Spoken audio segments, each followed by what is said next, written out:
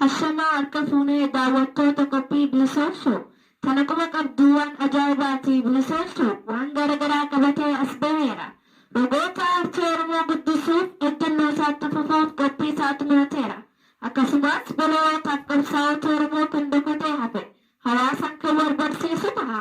Maarree bilisoomsuu kan keessanii koomantiin yookaan yaada qabdan hundaan nu gargaaruuf gama keessan warraa gama keessan isinirraas gama keessan isiniin jedha bilisoomsuus kan keessanii.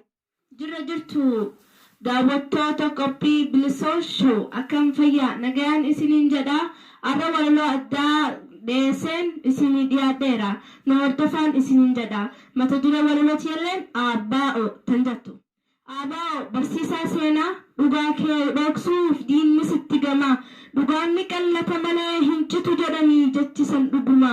ABO dhugaa kee daraaree addunyaa wal gahee mul'ate akka ji'a goobana.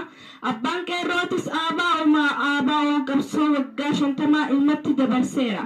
Ilminis qeerrumaa bakka jabariisaa mul'ate akka subii ganamaa obsa numa bilisoomna.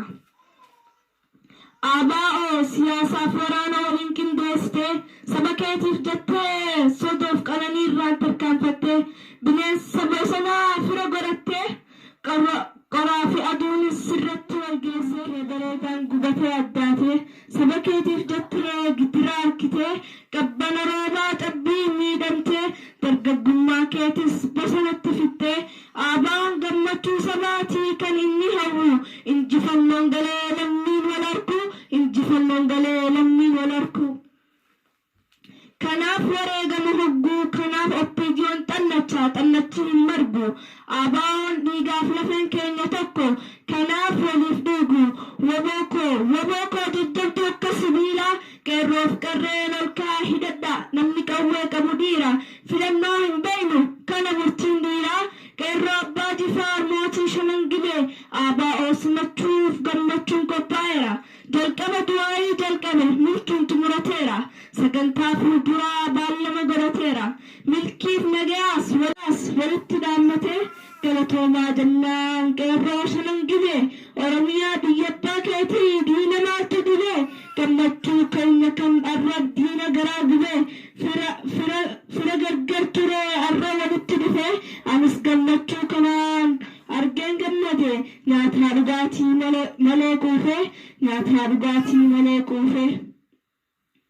Qeerroo afran qalloo ituuf hambannaa shanan quba kootii machaaf tuulama Arsii nageenya gujiif boorana tokkummaan haa qabsaa'u qawween loluun yeroon isaa amma tokkummaan haa qabsaa'u qawween loluun yeroon isaa amma.